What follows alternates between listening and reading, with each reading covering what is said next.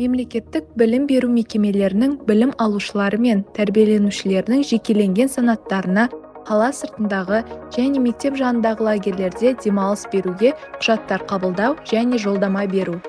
Көрсетілетін қызмет бетіне өтіп, байланыс телефоны мен өтініш берушінің рөлі туралы деректерді толтырыңыз. Жолдама алу қажет баланы таңдаңыз. Баланың ағымдағы білімі туралы мәліметтердің автоматты түрде жүктелуін күтіңіз және келесі батырмасына басыңыз. Бар болған жағдайда жеңілдік санатының түрін таңдаңыз. Медициналық анықтаманың бар жоғын тексеріңіз.